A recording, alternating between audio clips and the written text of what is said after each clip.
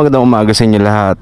At nandito na naman po ang inyong likod, Megs TV once again. At meron na naman tayong panibagong feature sa video na to. Ayan, nasa harapan ninyo ang Kawasaki Bajaj CT125. Pero bago natin simulan ang ating review sa napakagwapo at napaka-practical na motor, at syempre, pwede rin sa lahat, pwedeng single, pwede rin lagyan ng sidecar, at pwede rin syempre pang negosyo. So ayan, bigyan muna natin ng magandang montage ang motor na to. Let's go.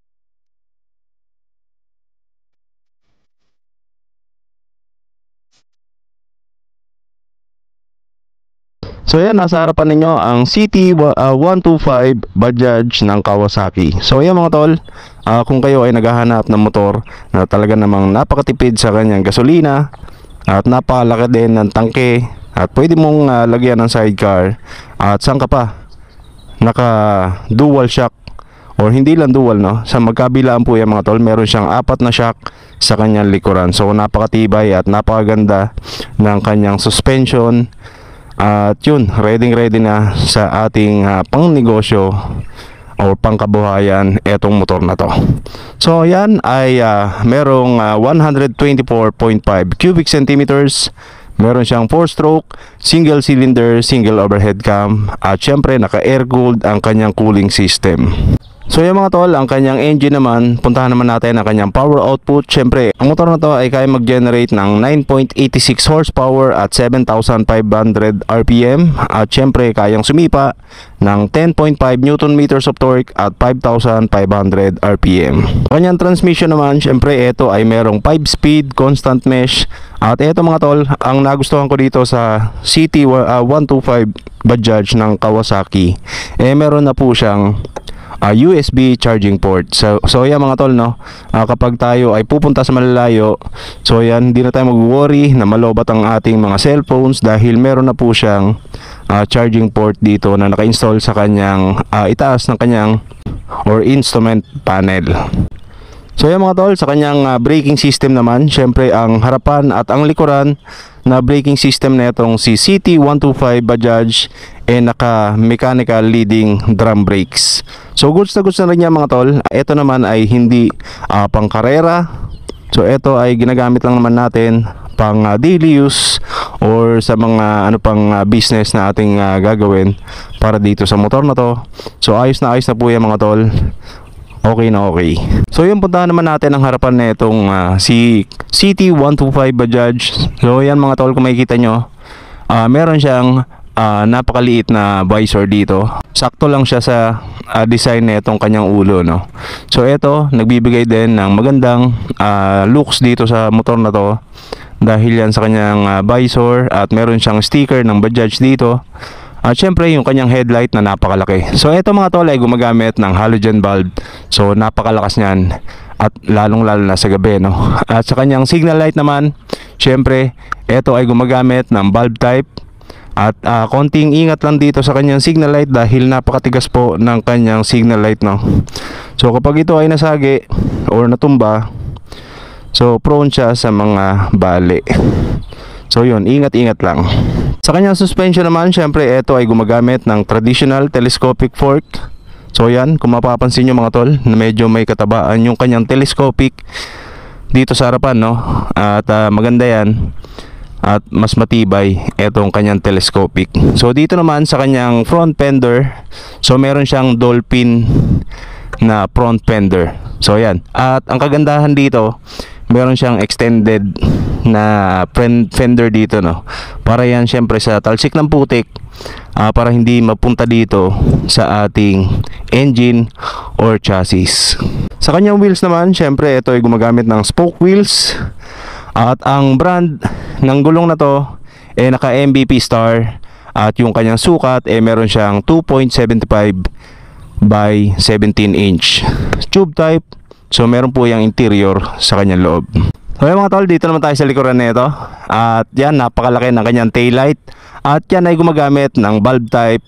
At yung kanyang signal light, syempre bulb type pa rin. Syempre meron din siyang reflector for visibility, lalo na sa gabi. At syempre yung kanyang rear fender para iwas ng talsik ng putik sa ating OBR. So punta naman tayo dito sa side niya mga tol, no? At dito meron siyang parang toolbox dito sa loob. So dito yung susi para mabuksan mo ang kanyang side box, or yun nga, yung bulsa niya dito. So dyan nakalagay yung ating mga tools, yung mga kailangan nating dalhin kapag tayo ay babiyahe gamit etong motor na to. At yung kanyang engine cover, napakaganda din. Napakaganda. At syempre para iwas din ng talsik dito sa ating chassis. So good thing yan at meron siyang chain cover. Puntahan naman natin ang kanyang instrument panel at dito sa kanyang parts, no. So yan mga tol, ang instrument panel niya ay gumagamit ng analog type. So yan, makikita nyo yung kanyang speedometer, odometer, at dito naman yung kanyang fuel gauge. So meron siyang gear indicator dito sa gilid. Yan, meron siyang 5-speed na transmission, meron siyang 5-speed na gear, at meron siyang neutral indicator, left and right turn signal indicator, high beam indicator, at syempre yung kanyang ano yata to sa battery indicator. So ayos na ayos etong motor na to. Kung may problema ang inyong battery, so eto iilaw yan, o mag-i-indicate siya na may problema tayo sa ating battery. At syempre yung napaka-usable na charging port. So ayos na ayos. Ito pang long rides. Kanyang switches dito sa kaliwa, syempre meron siyang high beam and low beam. At ito meron siyang passing light dito sa kanyang likuran. Galing, no? At syempre yung kanyang choke kapag hard starting, etong si CT125. At yung kanyang left and right turn signal, at yung kanyang busina. Dito naman sa kabila, syempre yung kanyang switch ng kanyang headlight, pwede mong i-off, pwede mo rin pailawin, no? So good thing mga tol para mas maging long lasting ang ating ilaw. At meron din siyang ignition starter. So puntahan naman natin itong napakaganda at napakasimpleng tangke nitong si CT125, no? Ayan mga tol, kung mapapansin nyo yung kanyang decals, para siya nakapaloob dun sa top coat nito. So yan, hindi talaga matatanggal yan, unless na lang kung intentional ang inyong pagtanggal dito. So napakaganda ng kanyang tangke, simpleng simple. At ito mga tol ay merong fuel tank capacity na 10.5 liters. So napakalaki niyan at malayo na ang inyong mararating para dito sa CT125 Bajaj ng Kawasaki. Naman tayo sa kanyang upuan. Syempre ito ay merong napakalapad na upuan at napakahaba din. So yan, at kapag kayo ay may angkas, mas komportable ang inyong angkas dito. At syempre yung rider, dahil napakalapad ng kanyang upuan. At syempre yung kanyang cushion, yan, napakakapal din at napakalambot. So ayos na ayos. At ang seat cover nga lang, no, medyo madulas siya. Pero hindi naman tayo magkakaproblema kasi nga medyo flat yung kanyang upuan. So hindi tayo dadaos-os kapag tayo ay magbe-brakes dito. At eto, meron na rin siyang grab bar at ready na siya for top box. Kung kayo ay gusto niyo palagyan ng top box para makapagdala kayo ng mas maraming gamit, so yan mga tol, ready na siya. So nasa inyo na yan kung ano ang top box na inyong bibilin para dito sa motor na to. At yun, so yan, meron nga pala siyang kickstarter. So kapag pumalya ang inyong battery or ang inyong ignition starter, so mapapaandar mo pa rin etong si CT125 Bajaj ng Kawasaki gamit ang kanyang kickstarter. So yun mga tol, puntahan naman natin ang kanyang SRP at syempre yung kanyang installment plan.